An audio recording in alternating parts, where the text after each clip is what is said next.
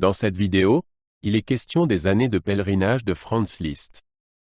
Je t'explique l'essentiel sur l'œuvre et sur le compositeur. Franz Liszt, né en Hongrie en 1811, était un célèbre compositeur, pianiste et chef d'orchestre de l'époque romantique. Il est considéré comme l'un des plus grands virtuoses du piano de tous les temps. Ses œuvres comprennent des pièces pour piano, des œuvres orchestrales et de la musique religieuse. Année de pèlerinage est l'un de ses recueils pour piano les plus connus et un sommet de la musique romantique pour piano. Liszt a créé une musique souvent inspirée par les voyages et la nature. Les années de pèlerinage ont été composées sur plusieurs décennies. Pour ses œuvres, Liszt s'est inspiré de ses voyages en Italie et en Suisse. La collection se compose de 3 volumes. Première année, Suisse, deuxième année, Italie, et troisième année. Chaque volume contient des pièces reflétant des paysages, des œuvres d'art et des œuvres littéraires. Le premier volume a été écrit entre 1835 et 1836, le deuxième entre 1837 et 1849, et le troisième n'a été publié qu'en 1877. Les années de pèlerinage se composent de 26 pièces au total, réparties sur les 3 volumes. Chaque volume a son propre caractère. Première année, Suisse, contient des pièces inspirées par les paysages de la Suisse, comme « Au lac de Wallenstadt » et « Les cloches de Genève ». Deuxième année, Italie, traite de l'art et de la littérature italien, dont « Sposalizio » et « Il Penseroso ». Troisième année, se compose de pièces plus courtes, dont « Aussi près de la Villa d'Este » et « Sunt lacrimae rerum ». Les années de pèlerinage se distinguent par leur diversité d'ambiance et d'idées musicales. Liszt utilise une large palette de techniques pour représenter les différents paysages et œuvres d'art. Dans « Première année, Suisse », on trouve des mélodies lyriques et des sons de la nature.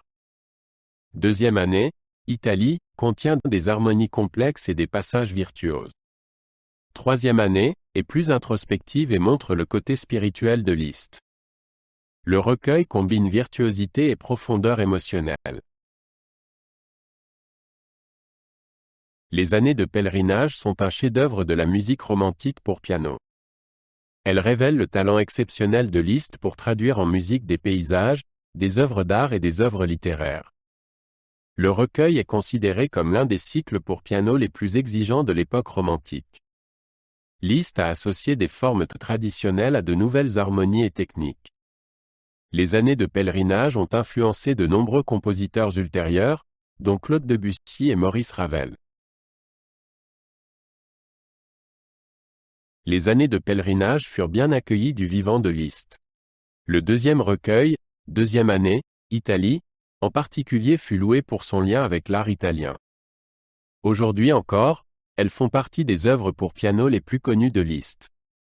Elles sont souvent jouées en concert et enthousiasment aussi bien les pianistes que les auditeurs. Le mélange de virtuosité et d'émotion en fait un chef-d'œuvre intemporel. Outre les années de pèlerinage, Liszt a également écrit d'autres œuvres importantes pour piano. Il s'agit notamment des « Études d'exécution transcendante », des Rhapsodies hongroises et de la « Sonate pour piano en si mineur ». Ces œuvres montrent les capacités virtuoses et techniques de Liszt ainsi que son goût pour la musique programmatique. Ses transcriptions pour piano sont également particulièrement connues, notamment les symphonies de Beethoven et les opéras de Wagner. Liszt s'est laissé fortement influencer par l'art et la littérature lors des années de pèlerinage. Le deuxième volume contient des pièces basées sur des tableaux de Raphaël et de Michel-Ange ainsi que sur des poèmes de Pétrarque.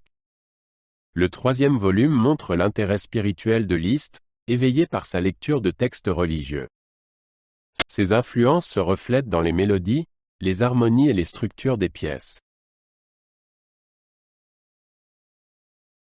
Les années de pèlerinage sont un exemple de la capacité de Liszt à représenter musicalement la nature et les paysages.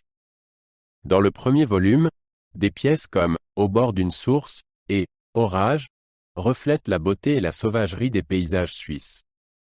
Le deuxième volume transmet l'atmosphère des villes et des œuvres d'art italiennes.